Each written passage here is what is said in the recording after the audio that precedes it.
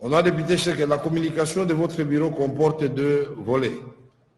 Premièrement, je vous informe que le procureur général près la Cour de cassation vient de saisir l'Assemblée nationale pour un réquisitoire, cette fois-ci pour solliciter l'autorisation de poursuite contre M.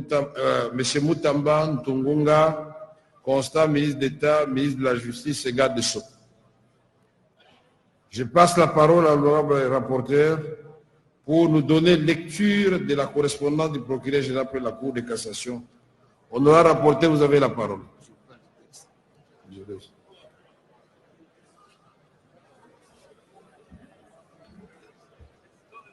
Le ministre Moutamba a reconnu ne s'être pas préoccupé de vérifier l'existence effective de la société Zion, ni de chercher à vérifier ou à faire vérifier les ouvrages qu'elle a déjà réalisés, ainsi que l'existence à son sein d'un personnel qualifié. De ce qui précède, il y a lieu de conclure que la société Zion Construction SARL n'est donc qu'une société de façade constituée dans le but de détourner les fonds publics destinés à la réparation des dommages causés par les activités illicites de l'Ouganda en RDC.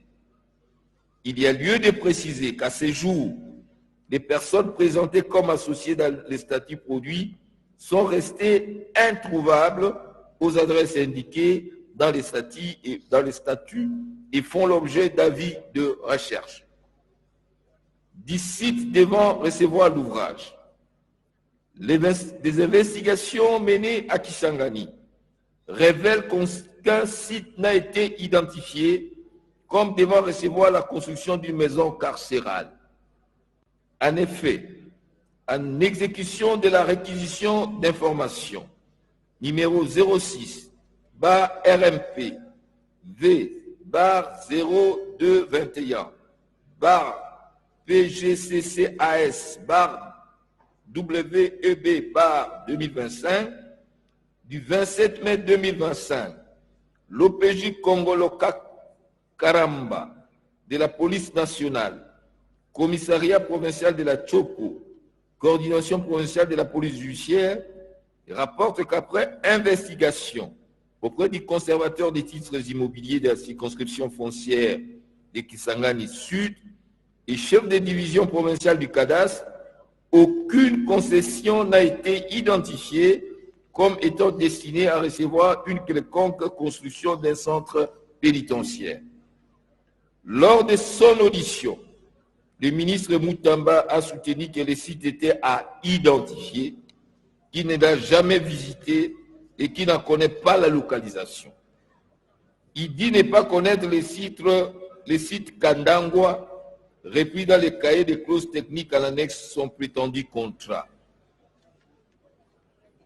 Du paiement, il est incontestable que c'est sur l'ordre de paiement numéro 856, CAB, ME, MIN, GES, CFE, 2025, du 16 avril 2025, du ministre de la Justice que la somme de 19 900 000 $ a été débitée du compte du ministère de la Justice, Frivao, vers les comptes numéro 0500 0501 0102 48 45 401-28 US $, ouvert en les livres de la Robank, autre que celui désigné dans les contrats du 14 avril 2025, et c'est sans avenant. En effet, celui devant recevoir paiement est le compte ouvert en les livres d'Equity BCDC sous le numéro 00 111 50 066 200 12 29 26 023 DCDC qui, signalons à nouveau que le compte ayant reçu ces paiements n'est pas un compte séquestre, mais un compte courant. ouverts pour le besoin de la cause et les fonds y logés sont la propriété exclusive du titulaire du compte. C'est la saisie opérée par la CNRF, puis par M. le procureur général près la Cour de cassation, qui les a rendus indisponibles. De la qualification légale de fait et loi applicable. Le fait ainsi relaté, imputables à M. Constant Moutamba Tungunga, sont constitutifs de l'infraction de détournement des deniers publics prévu et puni par l'article 145 du Code pénal, livre 2, tel que modifié à ces jours. Il s'ensuit que les dépositions de M. Constant Moutamba Tungunga n'ont apporté aucun élément de nature à infirmer les charges recueillies auparavant.